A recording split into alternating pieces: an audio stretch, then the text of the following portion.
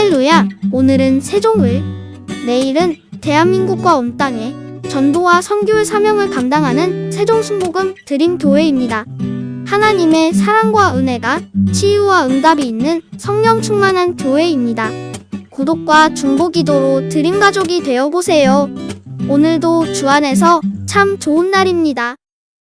오늘은 데살로니가전서 2장 13절 이하를 공부하겠습니다. 다같이 13절 읽겠습니다. 이러므로 우리가 하나님께 쉬지 않고 감사하는 너희가 우리에게 들은 바 하나님의 말씀을 받을 때 사람의 말로 아니하고 하나님의 말씀으로 받으니 진실로 그러하다. 이 말씀이 또한 너희 믿는 자 속에서 역사하느니라. 우리가 하나님 앞에 쉬지 않고 감사한다. 항상 기뻐하라. 쉬지 말고 기도하라. 범사에 감사하라고. 감사에 대해서는 자꾸 쉬지 말라고 했습니다. 힘든 노동을 하면은 쉬어야 되지 않습니까? 6 동안 일하고 일했째는 하나님이 쉬라고 말씀하시고 낮에는 일하고 밤에는 쉬는 것인데, 감사는 자나 깨나 쉬지 말라는 것입니다. 6 동안 일할 때도 감사하고 주일 예배 드릴 때도 감사하고 낮에 깨어 있을 때도 감사하고 밤에 잠잘 때도 감사하고. 감사는 우리가 하나님의 문에 들어가게 만들어주는 놀라운 역사를 베푸는 것입니다. 하나님의 성전의 문이 아무리 꽝꽝 닫혀 있어서 우리가 막 주먹으로 때리고 문 열어주소서 문 열어주소서 고함을 쳐도 안 열리는 문이 감사하면 문이 열리는 것입니다. 감사함으로 그 문에 들어가며 찬양함으로 그 궁전에 들어가서 하나님께 경배할 수 있습니다. 그렇기 때문에 감사가 얼마나 효과를 발휘합니까? 내 마음이 탁 닫혀서 답답하고 안타까울 때도 내가 감사를 많이 하면 마음이 스르르 문이 열리고 마음에 하나님의 축복의 영광이 나타나기 시작하는 것입니다. 사람들의 닫힌 문도 감사를 하면 닫힌 문이 열립니다. 여러분, 가정에 큰 행복을 가져올 수 있는 비결이 간단합니다. 하루에 한 번씩 감사합니다 말을 하면 문제가 달라지는 것입니다. 남편이 아내 보고 하루에 한 번씩만 여보 감사해. 당신에게 감사해. 남편이 하루 한 번씩 아내에게 말하고 아내가 남편에게 하루 한 번씩만 여보 감사해. 당신에게 감사드립니다. 부모가 자식과 부모에게 하루 한 번씩만 감사해도 닫힌 문이 열리는 것입니다. 그러나 닫힌 문을 더 꽝꽝 닫아버릴 수 있는 것은 원망하고 불평하고 미워하는 말입니다. 하루 한마디만 원망을 하면은 문이 꽝꽝 닫힙니다. 남편이 아내 보고 원망을 합니다. 당신 때문에 내 신세 망쳤다 해버리십시오. 완전히 아내의 문이 꽝 닫혔습니다. 아내가 남편 보고 당신은 능력이 없는 남자야. 당신 때문에 우리 식구들이 이렇게 고생한다. 그만 문을 꽝 닫아버린 것입니다. 자식이 부모에게 뭘 해준 게 뭡니까 우리에게? 그러면 부모의 마음이 그냥 꽝 닫혀버리네. 원망과 불평은 모든 문을 닫아버린 것입니다. 마음의 문도 닫아버리고 축복의 문도 닫아버린 것입니다.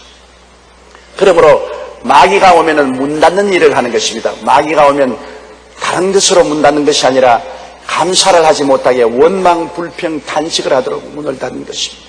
에덴 동산에 아담과 하와가 왜 못 들어갔나요?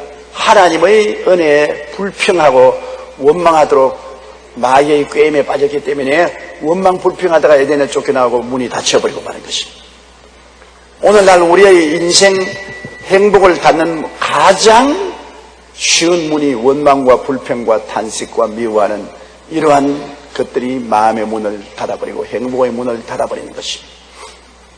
그러나 감사는 문을 열어버립니다. 꽝꽝 닫힌 문도 감사는 그 문을 열고 담을 흐르고 얼음을 녹게 만드는 것입니다.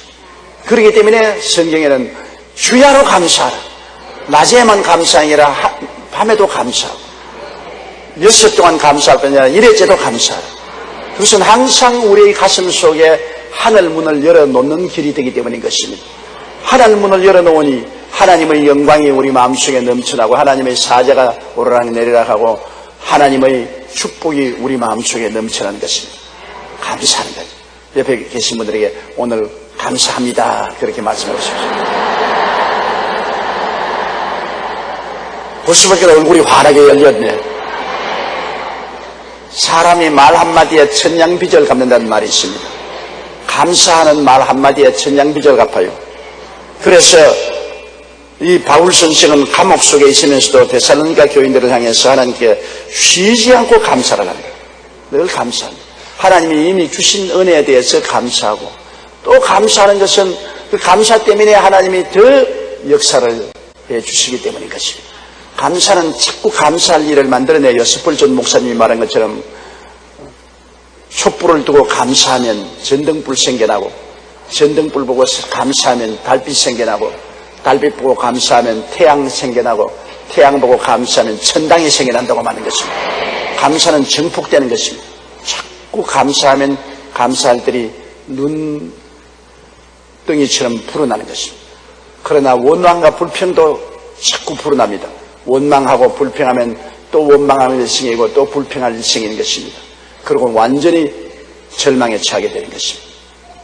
감사는 여러분 감사하려고 작정을 해야 되는 것입니다. 감사할 일이 생겨서 감사하려고 하면은 안 돼요. 아예 감사를 찾아서 감사하겠다. 하나님이 여러분에게 복 주실 때 여러분 잘한 행동을 찾아서 복 주시는 것보다도 하나님은 확대경을 들고 여러분 생애를 들여다보면서 잘난 점을 찾아서 복을 주시는 것입니다. 우리는 죄 덩어리고 못난 사람들 아닙니까? 그냥 보아하면 다 못난 사람들이에요. 그 못난 사람들을 하나님께서는 확대경을 대놓고 잘난 점을 찾아내는 것입니다. 우리 얼굴이 아무리 못나도 확대경을 대놓고 잘난 점을 찾아내면 그 중에 잘난 데 한 대가 있거든. 코가 하나 잘났든지 귀가 하나 잘났든지 보조개가 하나 잘났든지 이빨이 하나 잘났든지 다 잘난 것 하나 쓰겠지 않아요. 잘난 것을 하나님은 찾아내시는 하나님이죠. 우리의 죄 덩어리인 우리들도 하나님 앞에 나오면 하나님은 우리의 못난 것 보지 않고 잘난 것을 찾아가지고서 그를 통해서 상을 주십니다. 잘했다고 칭찬하고 상을 주십니다. 마귀는 못난 것 발견하는 확대경 들고서 잘난 것은 보지 아니하고 못난 것만 확대해서 자꾸만 부정적으로 공격하고 참수합니다. 아주 마귀는 나쁜 마귀입니다. 뭐 그런 것이 다 세상에 있는지 모르겠어. 나쁜 마귀. 하나님은 좋은 하나님. 마귀는 나쁜 마귀. 나쁜 마귀가 좋은 것 줄 수가 없고 좋은 하나님이 나쁜 것 주실 수가 없는 것입니다. 우리는 좋은 하나님 편에 착 붙어서 하나님을 섬기고 사랑하고 따라가야만 할 것입니다. 바울 선생이 데살로니가 교인들에서 감사함은 너희가 우리에게 들은 바 하나님의 말씀을 받을 때 사람의 말로 아니하고 하나님의 말씀으로 받으니. 하나님은 오늘날 여러분 직접 우리에게 성령으로 말씀하지 않지 않아요. 하나님께서 직접 말씀한 사람은 구약의 선지자 혹은 제사장 혹은 왕들에게 대해서 하나님이 직접 말씀하실 때가 많이 있었습니다. 그러나 우리 인생들에게서는 하나님이 사람을 통해서 말씀을 하시거든요. 사람을 통해서 말씀하십니다. 하나님이여 사람을 통해서 말하지 마시고 오늘 우리에게 직접으로 말씀하옵소서. 그렇게 기도해도 소용이 없습니다. 직접은 좀처럼 말씀 안 합니다.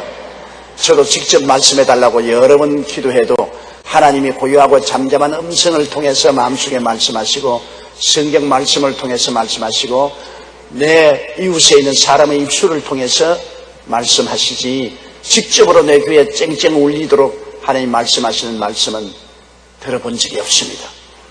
그런데 바울 선생께서 하나님의 종으로서 성령이 충만하여 복음을 증거하러 데살로니가에 갔을 때 그들이 그리스도의 복음을 증거하니까 데살로니가 사람들이 그 바울 선생이나 그 일행의 말로 받지 않고 그 입에서 나오는 말씀을 하나님이 직접 하시는 말씀으로 받아들여야 된다. 그래야 은혜를 받아요.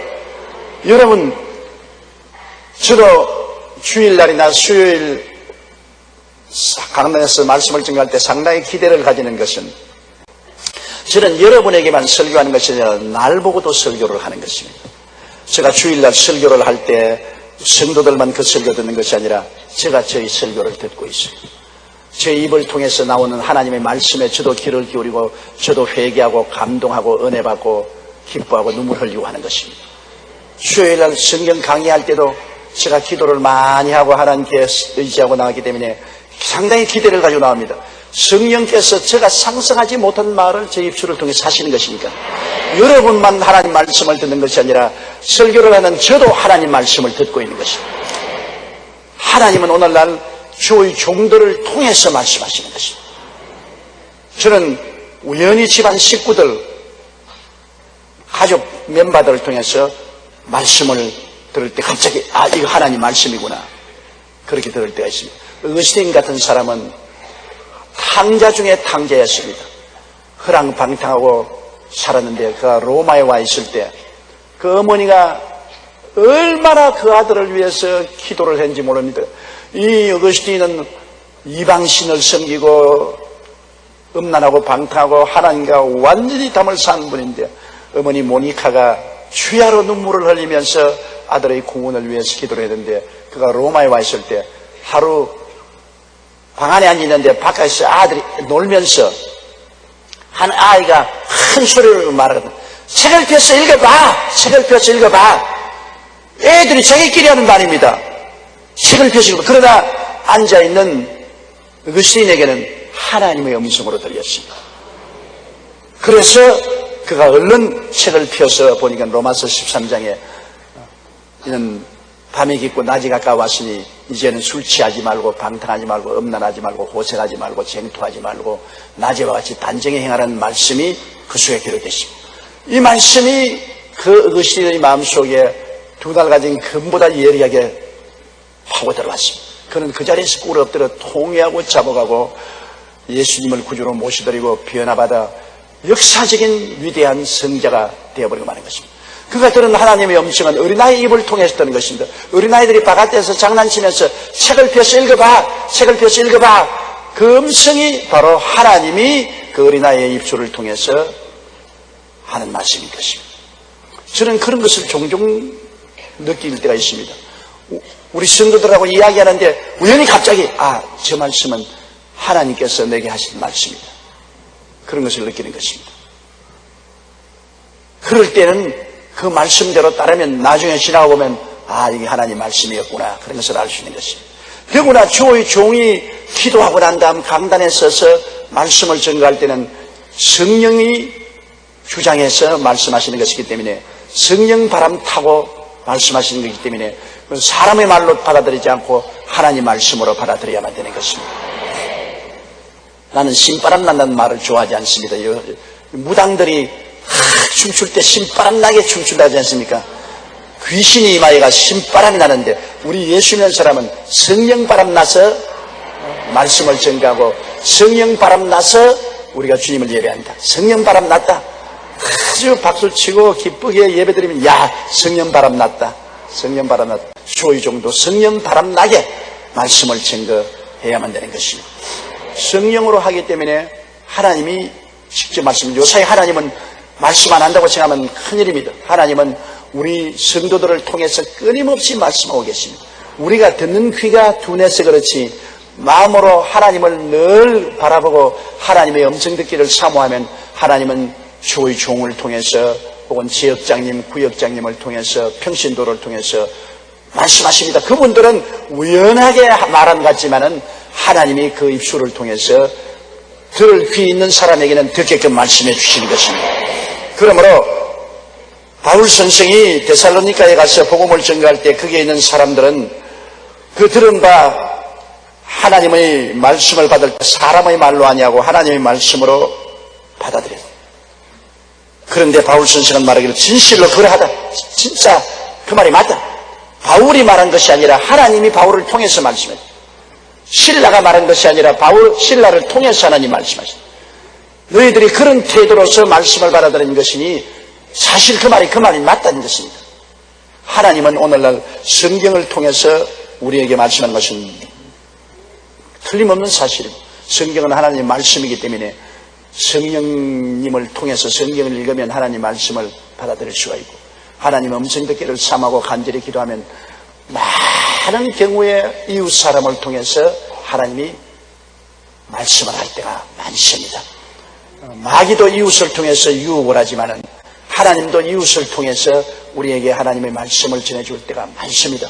우리가 마음을 정하게 해서 주님 중심에 서게 되면 마귀의 유혹은 물리쳐버리고 하나님의 말씀은 성령이 마음속에 산울림처럼 울려오게 되면 아, 이거 하나님 말씀이다.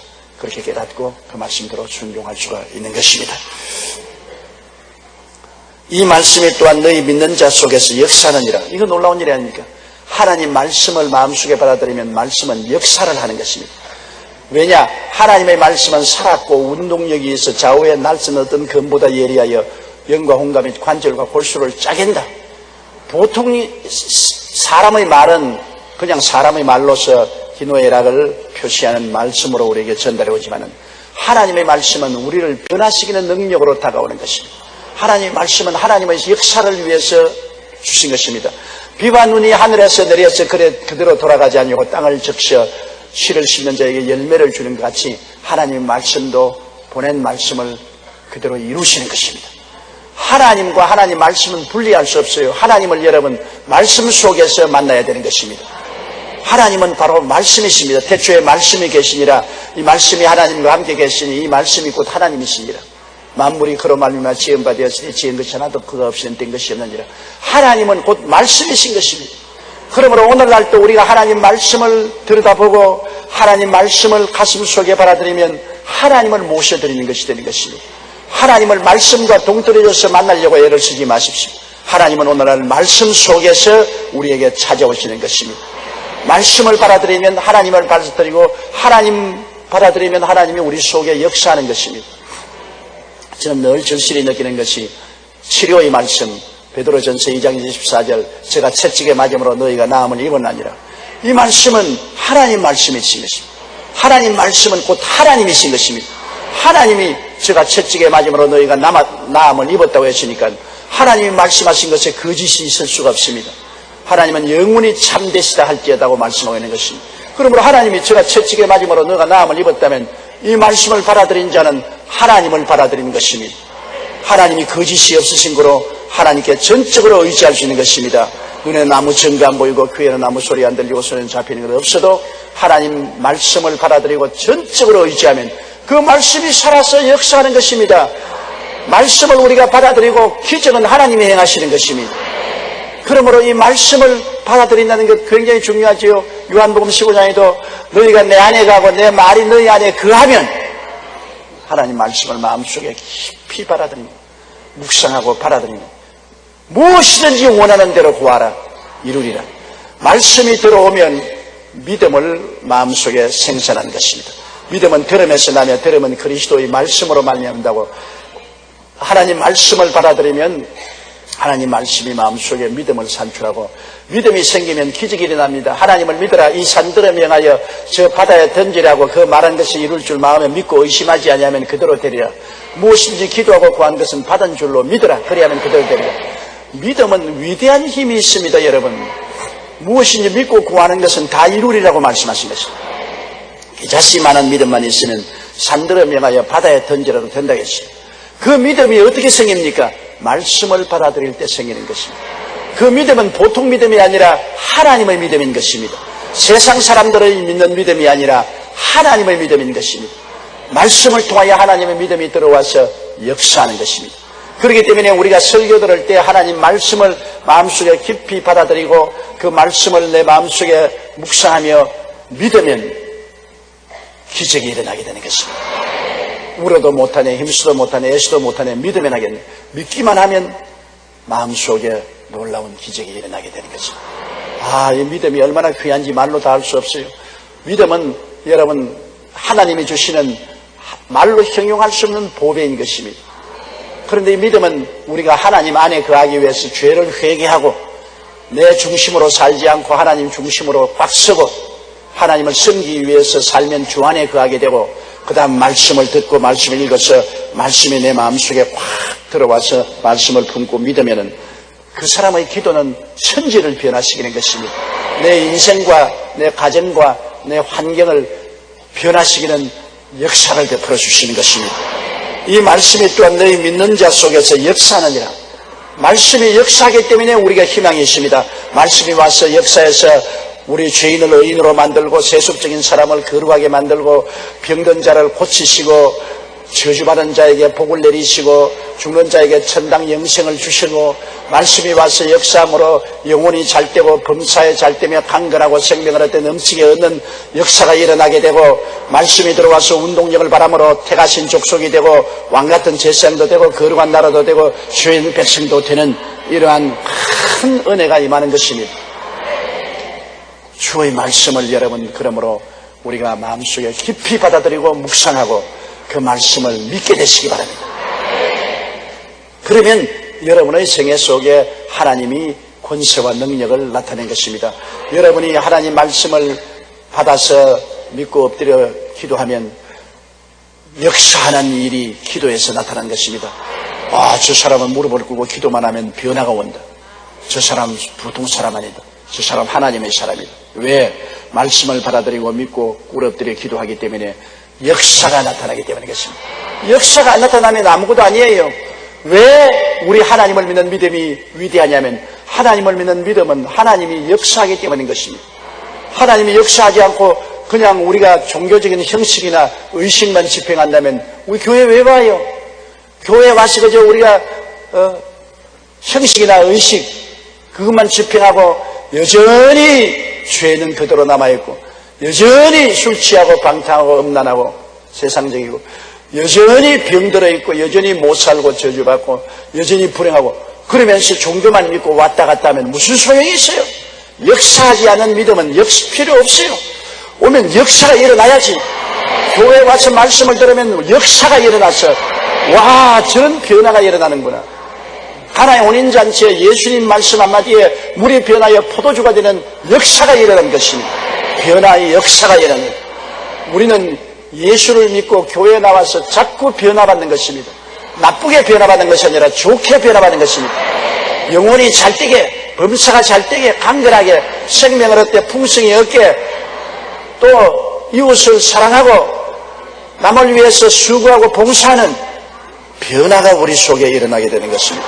바울 선생이 데살로니가 교회에 감사한 것은 그들이 전도한 말씀을 하나님 말씀으로 받아들이고 그 말씀이 그들 속에 들어와서 역사에서 그들로 하여금 분명한 하나님의 백성으로서 변화를 가져오게 된 것입니다.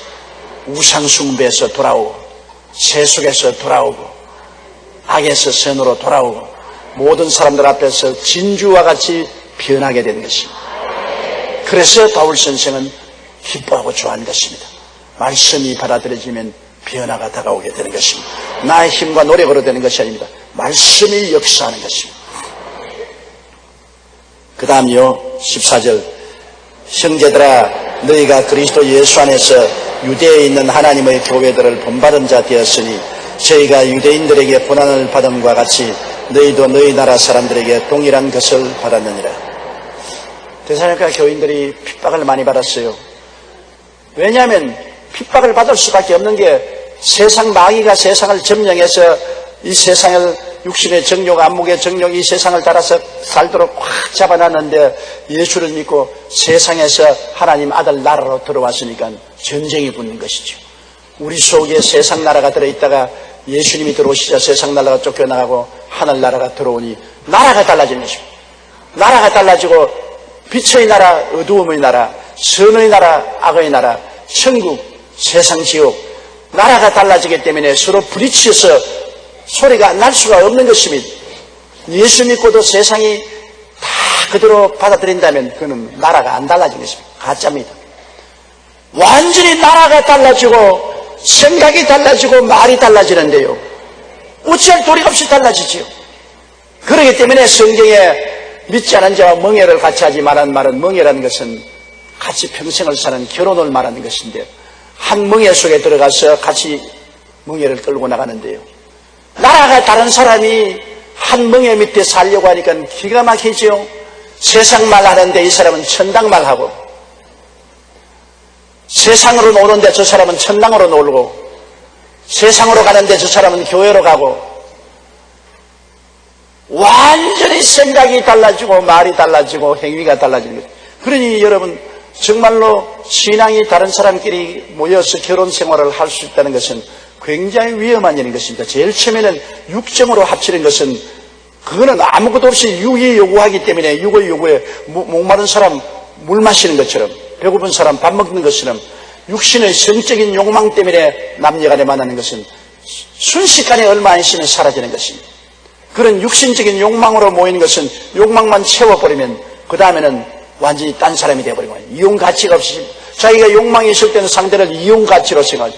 서로 이용하고 난 다음 서로 이용 가치가 없어지면 서로 헤어지는 것입니다.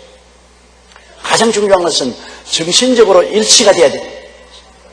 서로 생각이 일치가 돼야 되고 마음의 꿈이 하나가 돼야 되고 믿음이 하나가 돼야 되고 말이 일치가 돼야 되는데 이게 전혀 안 맞는데 어떻게 삽니까? 그러므로 젊은 사람들이 양평 가문에 끌려서 그렇지 않으면 학교 졸업장에 끌려서 미모에 끌려서 재물에 끌려서 신앙 제껴놓고 결혼을 합니다. 나중에는 그 육신적인 것은 잠시 잠깐입니다. 육신적인 만족은 여러분 얼마 안 가집니다. 이 세상에 모든 꽃이 열흘 가는 꽃이 없지 않습니까? 열흘만 지나면 시들어지는 것입니다. 육신적인 아름다움은 얼마 있지 않냐면 아름다운지 안 아름다운지 몰라요. 여러분 남편이 미남으로 보이는 사람 손 한번 들어보세요. 제일 처음에는 야 미남이라고 생각했겠지요. 얼마 있으면 그게 그거야. 자기 아내가 굉장히 아름답다고 처음에는 생각하죠. 그러나 세월이 흘러가면 그것도 또 덤덤해지는 것입니다. 어느 정도 덤덤해지냐. 솔로몬은 자꾸 이쁜 여자만 찾아낸 결과에 마누라를 700명, 첩을 300명을 바꿔서 1000명의 여자를 데리고 살고 난 다음에도 헛되고 헛되니 또 헛되고 헛되고 세상에 1000명의 여자를 갈아치기고 헛되고 헛되다고 말한 것이니 왜 인생이란 것은 육체적인 욕망의 만족은 순식간에 사라져버린 것입니다. 인생에 가장 중요한 것은 마음의 사상이 같아야 되는 것입니다. 생각이 같아야 돼요.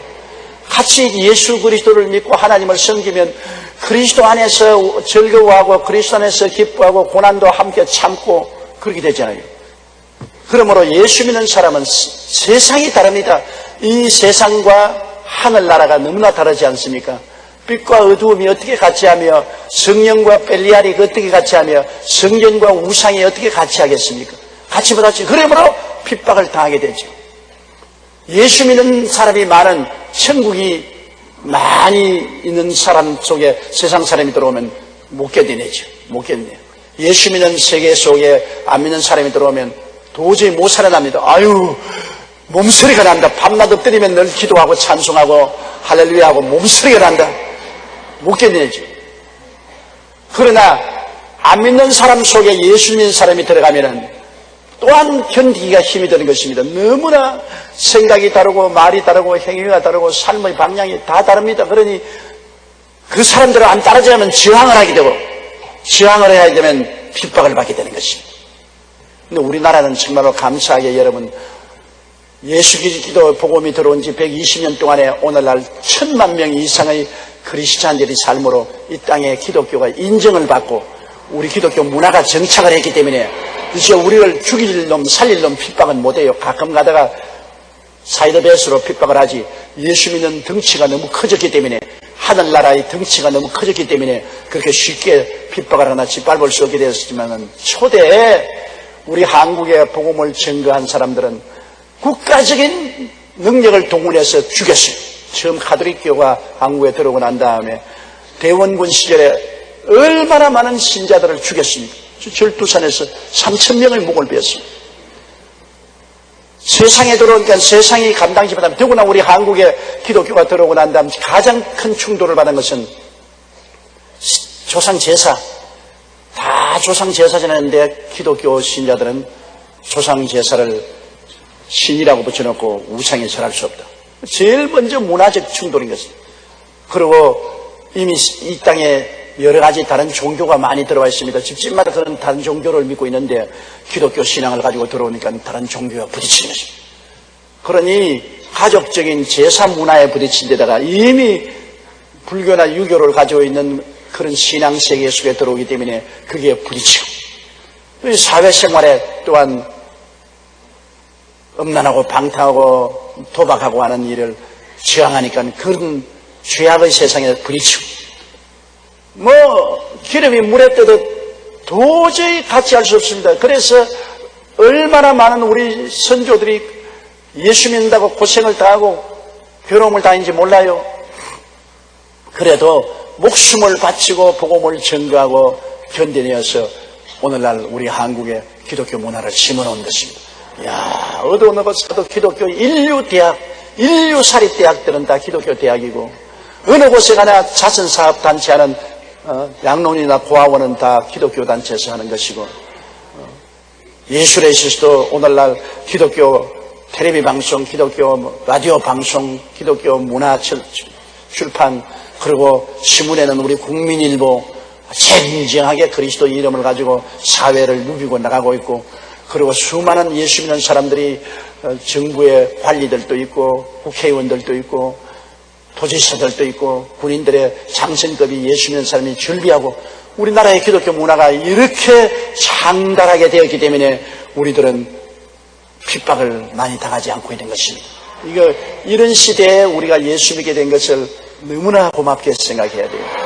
우리는 정말로 빨간 카페트 깔아놓고 예수 믿는 사람 자랑하고 의시되면서 우리가 그래가지고 이러한 우리의 하나님이 주신 은총을 생각하고 우리가 더 주님 중심으로 서고 이 사회에 영향력을 미쳐서 복음으로 이 사회를 완전히 변화시켜 버려야 되는 것입니다.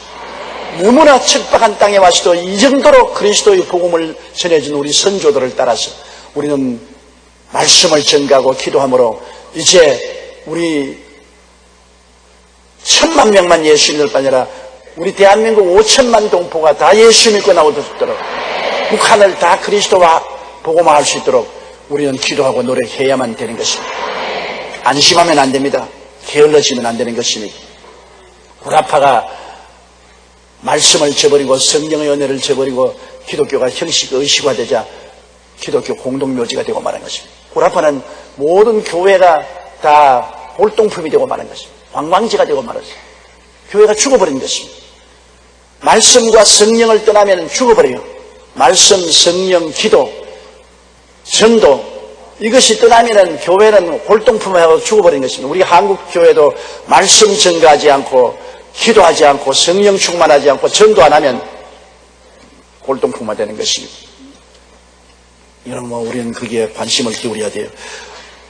유대인 사회에 그리스도의 복음이 들어왔다는 것은 너무나 힘든 일이지요. 왜냐하면 유대인의 종교는 이미 모세의 율법을 통해서 확립된 종교사회 속에 예수 그리스도께서 오시니까, 메시아로 오니까 그 사람들이 예수를 받아들일 수가 없지요.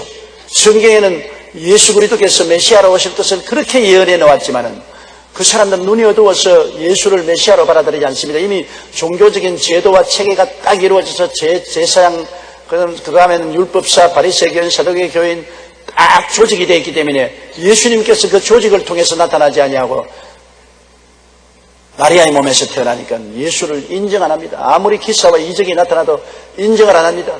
예수 그리스도를 십자가에 못 박아버리고 그 다음에는 예수 믿는 사람들을 유대인들은 어마어마하게 핍박했습니다. 예수 믿는 사람을 여러분 대표적으로 바울이 되기 전에 사울은 기독교인들을 잡아서 처형을 하고 기독교인들을 잡아서 죽이기 위해서 다메섹까지 간 일이 있지 않습니까? 어마어마하게 핍박을 받았어요. 기독교가 유대 나라에서 그렇게 핍박을 받았어도 역시 성령의 역사함으로 말미암아 복음은 예루살렘에 충만하고 유다에 꽉 때려차고 사마리아에 넘쳐났던 것입니다. 여러분, 아무리 핍박을 해도 성령이 역사하시면 기적이 일어나게 되는 것입니다. 성령의 역사가 일어나면 그렇게 핍박해도 자기들이 핍박하면서도 변화를 받으니까. 우리 한국의 기독교를 핍박할 때 김익두 목사님이 온 전국에 다니면서 병을 고쳤습니다. 신유의 역사가 일어났습니다. 자, 불교 믿는 사람도 병든 자, 유교 믿는 사람도 병든 자, 문화적으로 차이가 있는 사람은 병들어 죽어가는데 병고치 주는데 안 올 수가 있습니까? 김익두 목사님 복음 전가인데 인산인해로 모였어요. 그러니까 김익두 목사님이 오늘은 절름발이 났는다. 그러면 절름발이들이 그대로 일어나고, 오늘은 특별히 그 세문안 교회에서 그 당시에는 위생이 좋지 않고 어린애들을 산파 없이 나가지고 자궁이 많이 늘어진 부인들이 많았어요. 자궁이 늘어진 부인들이 나는다. 그냥 다 나와버렸어요. 그 기록해 보니까. 그리고 유명한 것은 시골에 가서 복음을 전하는데 그 동리가 다 하는 거지가 이제 턱이 떨어졌어요. 턱이 떨어진 거지인데 요 사이 같으면 수술할지면 그때는 수술도 못하니까 밥을 빌려 동양을 해가지고서 턱이 떨어져 들어 누워가지고서 호청기를 쑤셔넣어요.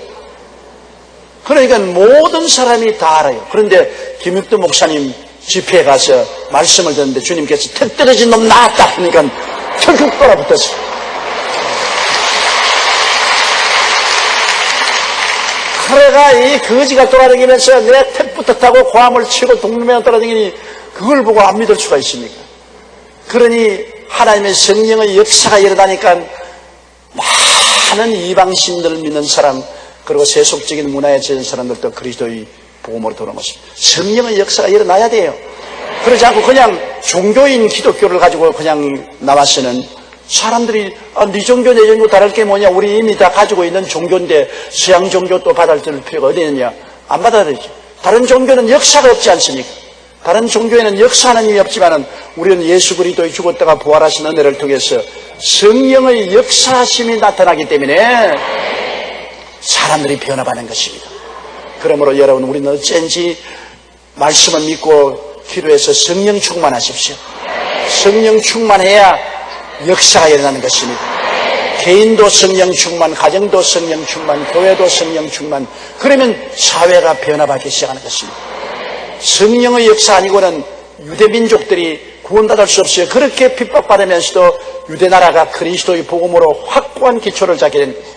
그리고 바울 선생이 말하는 데살로니가 교회 너희들도 유대나라의 기독교인들처럼 너도 하늘나라가 들어오고 세상나라에서 나오니까 세상나라에 속한 데살로니가 정부를 동원해서 온 관리들이 함께 힘을 합쳐서 어마어마한 핍박을 받았습니다. 그러나 데살로니가 교인들도 성령이 충만해서 성령으로 말미암아 그 모든 핍박을 이기고 데살로니가를 변화시킨 것입니다. 15절요. 유대인은 주 예수와 선지자들을 죽이고 우리를 쫓아내고 하나님을 기쁘시게 아니하고 모든 사람에게 대적이 되어, 바울 선생은 유대인에 대한 감정이 좋지 않습니다. 왜냐하면 바울 선생 자신이 유대인이지만은 그도 옛날에 유대인일 때는 이름이 사울로 해서 얼마나 기독교인들을 핍박했습니까? 감옥에 가둬놓고 죽이고 했습니다. 그러니까 바울 선생이 이 말씀하실 때 당신의 과거가 생각이 났을 겁니다. 우리 한국말로는 개구리 올챙이 시절 모른다고, 바울 선생도 자신이 유대인으로서, 유대인 중에 유대인 바리새파로서 얼마나 기독교회를 핍박하고 기독교인들을 잡아 죽였지 않습니까? 그러고 난 다음 바울 선생이 성령의 기적으로 예수님을 만나고 변화되어 예수 믿게 되고 난 다음 당장 다메섹에서 유대인들이 바울을 죽이려고 하며 대문으로 못 나오고 예수 믿는 사람들이 그걸 뭐라 그럽니까? 삼태기에 담아가지고서 성에서 이렇게 줄로 달아내렸어요. 예수 믿자 말자 유대인들은 바울을 죽이려고 했습니다. 그가 예루살렘에 와서 복음을 전가하려니까 예루살렘에 있는 유대인들이 그를 죽이려고 하며 그가 예루살렘을 떠나서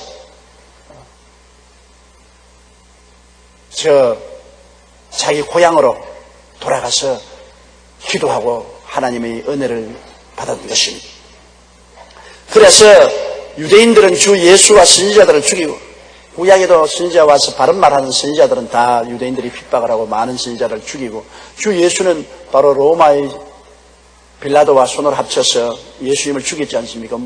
죽이는 군하는 빌라도의 손에 있으니까 본디오 빌라도가 죽였지만은 예수님을 죽이도록 고발한 것은 바로 유대인들인 것입니다. 대제사장, 바리새교인, 사두개교인 유대인들이 예수님을 잡아서 로마 총독에게 고발해서 로마 총독이 그 압력에 못 이겨서 예수님을 십자가에 못 박아 죽인 것입니다.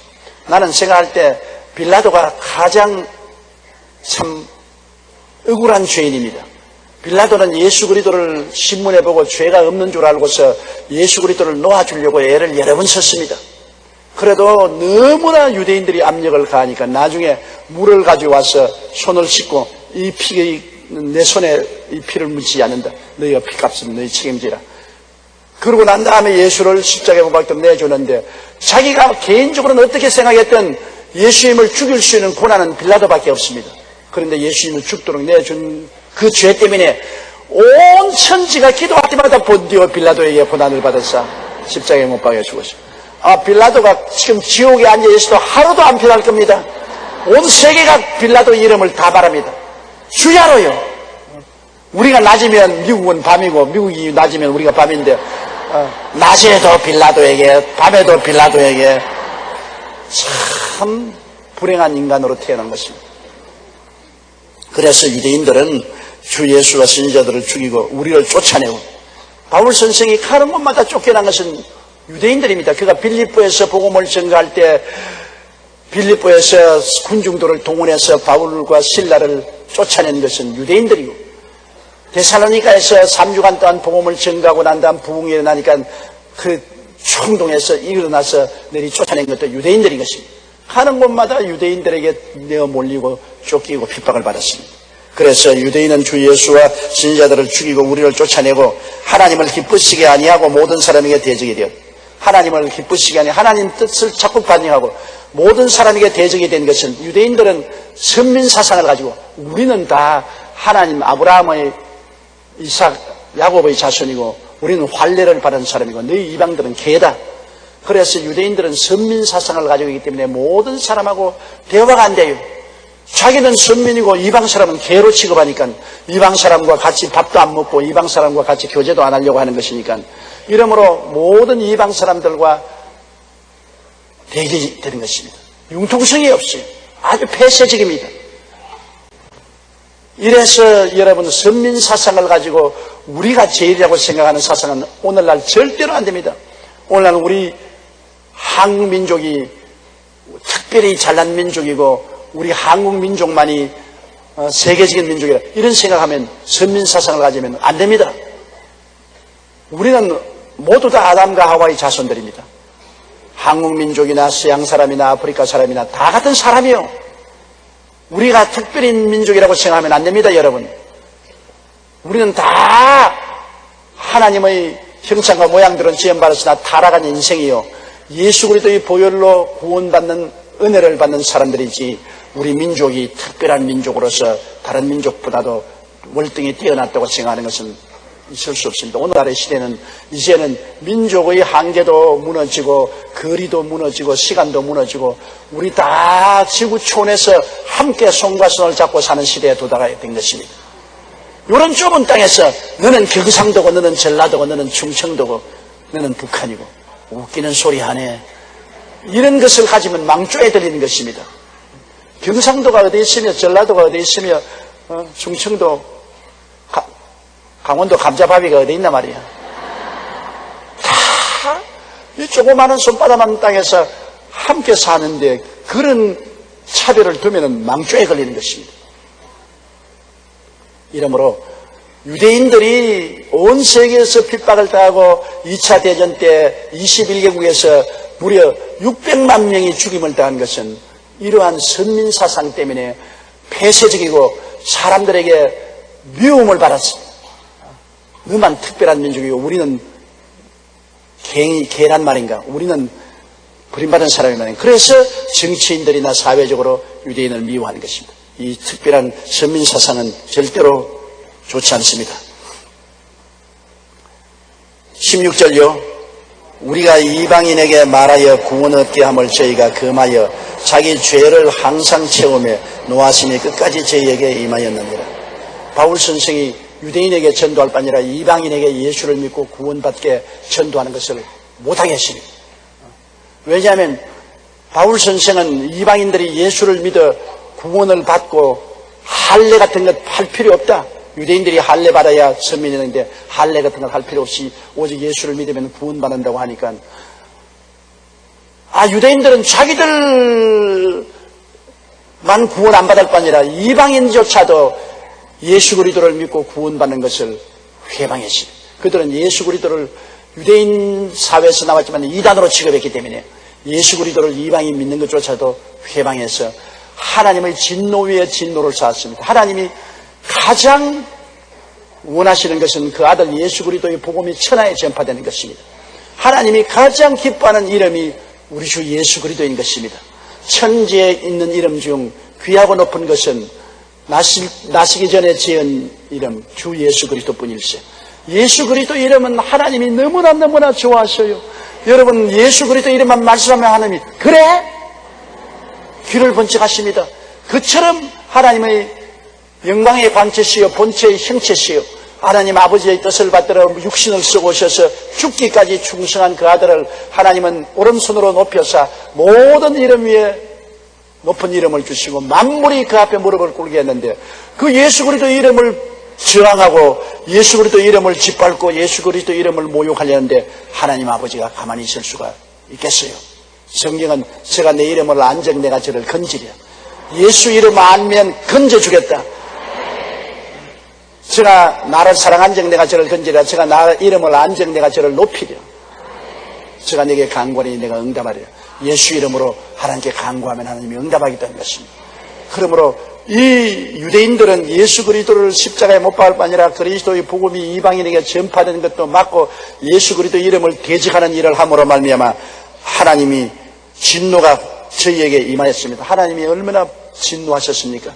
그래서 유대인들은 주 70년에 로마의 디도대장이 와서 예루살렘을 함락시키고 온 세상에 풍지박성대 2000년 동안 나라 없는 민족으로 떠돌아다녔고 거기에다 제2차 세계대전 당시에 히틀러에 의해서 600만 명이 가스실에서 참살을 당했고 그 다음에 공산주의자들은 스탈린을 중심으로 해서 유대인들을 엄청나게 핍박하고 박해를 합니다. 온 세계에서 유대인만 지금 핍박과 박해를 받은 민족이 없습니다. 그건 왜냐? 하나님의 아들 예수 그리스도를 대적했기 때문인 것입니다.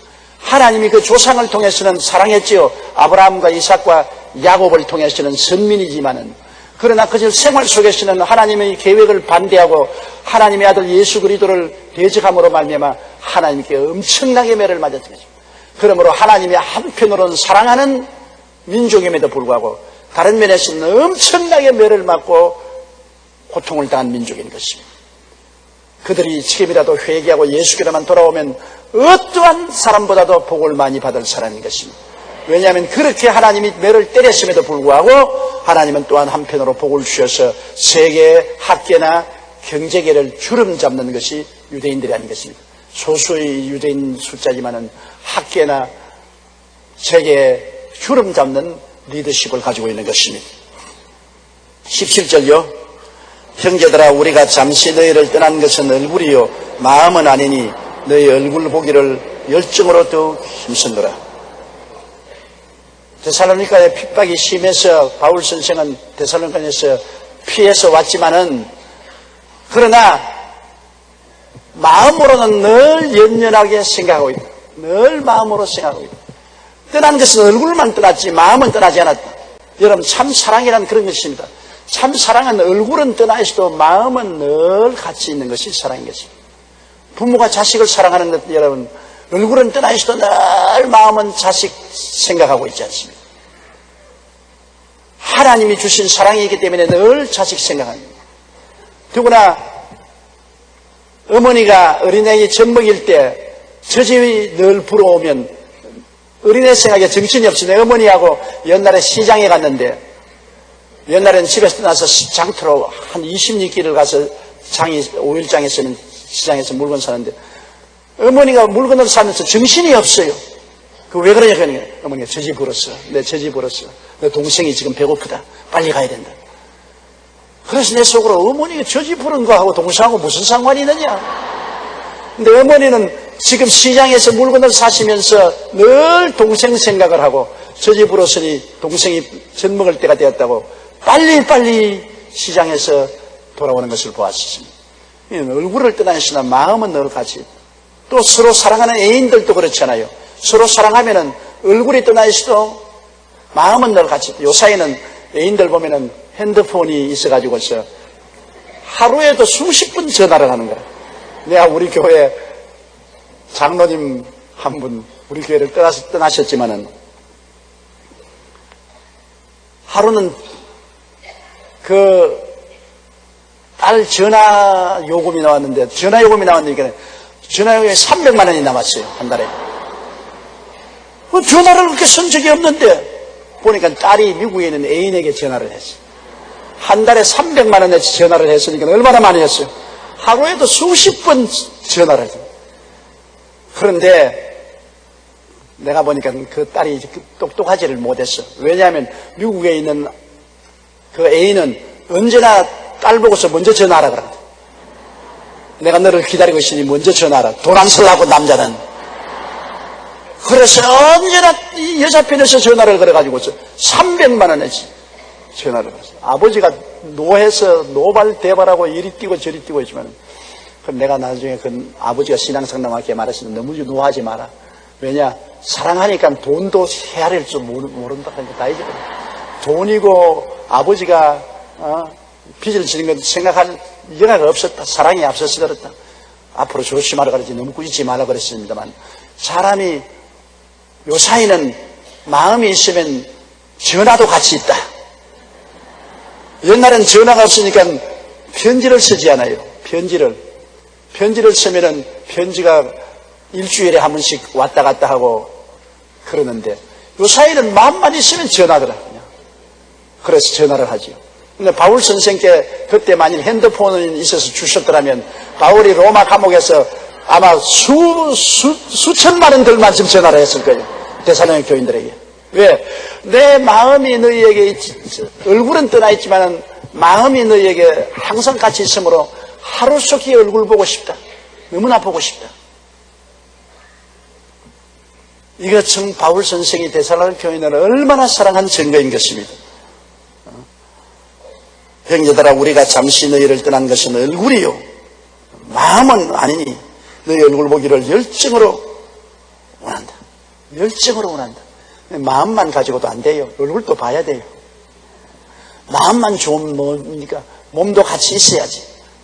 사람이라는 것이 너 마음으로, 자식들이 마음으로 부모님 늘 생각합니다. 마음으로 생각해도 고맙지만은 공시대 가리라도 한 마리 사고서 찾아와야지. 몸으로라도 만나야지. 마음으로는 만나면 그것도 좋지만은, 그러나 바울 스님은 열정으로 얼굴을 만나기를 원한다. 우리 교회 성도들이 말하기를 교회 내 열심히 안 남아도 늘 교회 생각하고 있습니다. 그러면 안 돼. 열심으로 마음으로만 생각할 거야. 몸으로도 와야지. 하나님 앞에 몸으로 만나야지. 우리 성도들도 서로 마음으로 서로 사랑하고 교제하지만은 또 서로 시간 내서 만나서 식사도 같이 하고 펠로십도 해야지요. 그렇기 때문에 마음과 생활이 언제나 일체가 되어야 되는 것입니다. 18절이요. 그러므로 나 바울은 한 번, 두 번 너희에게 가고자 하였으나 사탄이 우리를 막았다. 바울 선생이 데살로니가에 한 번, 두 번은 말은 여러 번이라는 말을 가르치는 것입니다. 여러 번 데살로니가에 가려고 했으나 사탄이 막았다. 좋은 일에는 꼭 사탄이가 들러들어요. 꼭 여러분 빛이 있으면 어두움이 곁에 얼렁거린 것처럼 사탄이가 막아요. 사탄이가 어떻게 봤으면 유대인들을 통해서 막 폭동을 일으키고 정부기관을 통해서 삼엄하게 경계를 하고, 또 바울 선생이 가려고 하면 또 아마 몸에 병이 들기도 하고 여러 가지 회방을 해서 막아요. 우리가 하나님의 사업을 하려고 할 때 사탄은 최악을 다해서 싸우는 것입니다. 왜 내가 주님 섬기고 주님 위해서 살려고 하는데 이렇게 시험과 환난이 많으뇨? 그것은 사탄이 있기 때문에 그런 것입니다. 사탄이 없으면 그대로 순탄하게 되지요. 마귀가 있으니까 자꾸 방해하지요. 내가 기도하려면 기도하는 것을 자꾸 회방하고, 말씀 읽으려고 하면 말씀 읽는데도 회방이 오고, 내가 신방하려면 신방하는데도 회방이 오고, 우리는 끊임없이 마귀와 싸우면서 신앙생활하는 것입니다. 우리의 기독교 신앙생활은 늘 싸우는 것입니다. 마귀와 끊임없이 싸우는 것입니다. 그렇기 때문에 너희가 내 이름으로 귀신을 쫓아내라. 늘 예수 이름으로 귀신을 물리치고 하나님 앞에서 성령으로 귀신을 물러나게 하고 승리해 달라고 늘 기도해야 되는 것입니다. 저는 매일같이 아침에 하나님 야훼 니시, 우리 하나님은 우리를 싸워서 승리의 깃발을 날리게 하는 야훼 니시, 아말렉과 싸워서 이기게 하신 야훼 니시, 야훼 니시께서 나의 하나님이시니 오늘 또 싸움에 이기도록 하여 주시옵소서. 오늘 또 원수 마귀를 대적해서 싸워서 이기고 승리하게 도와주시오. 늘 그 기도합니다. 우리는 여러분 마귀를 대적하라, 그럼 너희가 피하라 했는데 우리의 생각보다는 주님의 생각이 더 짙은 것은 예수님이 세상 떠나기 전에 마지막 남긴 소원을 언제나 기억해야 됩니다. 사람이 보통 말도 귀를 기울이지만 유언이 제일 중요하지 않습니까? 조상도 죽을 때 유언한 말씀이 굉장히 중요하잖아요. 주님이 이 땅을 떠날 때 마지막 남긴 말씀이 가장 중요한 말씀으로, 첫째가 온 천하에 다니며 만민에게 복음을 전가하라. 믿고 세례받는 사람은 구원을 얻을 것이요 믿지 않은 사람은 정죄를 받으리라. 복음 증거를 하라는 것이 제일 첫째고, 둘째가 믿는 자들에게 이런 표적이 다니니 저희가 내 이름으로 귀신을 쫓아내니, 우리가 예수 전도하는 것하고 귀신 쫓아내는 것, 이것은 주님이 남긴 말씀 중에 가장 중요한 것입니다. 복음을 증거하라. 그러면 구원을 받는다. 그리고 귀신 쫓아내라. 그리고 마지막에 병 고쳐라. 마지막에 병 고쳐라. 이러므로 이렇게 주님이 간절히 말했는데도 불구하고 우리가 게을리합니다. 복음 전하는 것도 게을리하고, 아유 나만 예수 잘 믿으면 되었지, 뭐 귀찮게 이웃에게 예수 믿으라고 할 것 있느냐. 귀신 쫓아내라면 눈은 안 보이는데 뭘 쫓아내란 말이고, 이거 막 그냥 적당히 지나죠.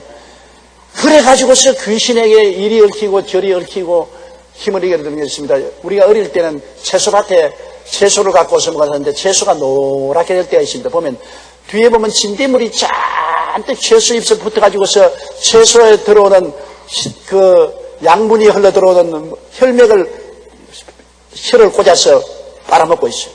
진딧물이 붙어서 있으므로 채소가 노랗게 되어버린 것입니다. 그 진딧물을 약을 뿌려서 죽이면은 채소가 시커멓게 자라기 시작하는 것입니다. 마귀가 여러분 와서 진딧물처럼 들어붙습니다.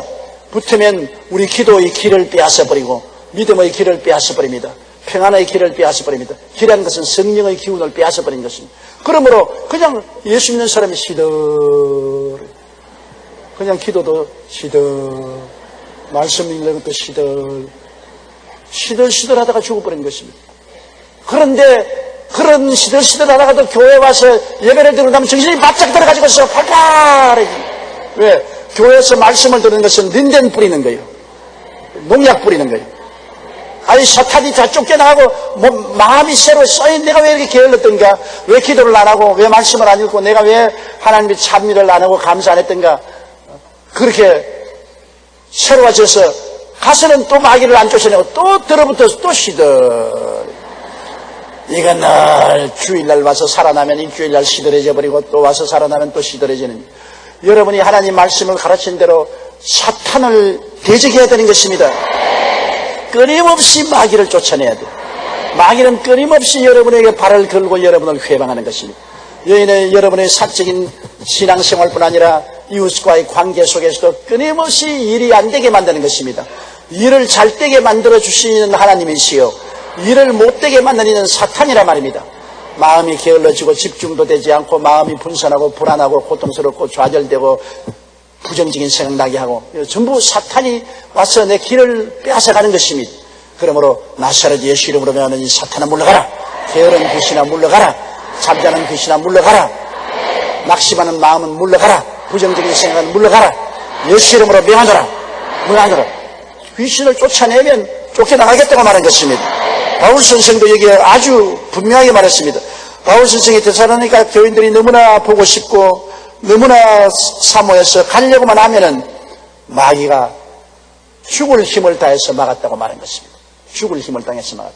그러므로 여러분 마귀를 늘 대적해서 이기는 여러분 되시기를 주의 이름으로 축원합니다.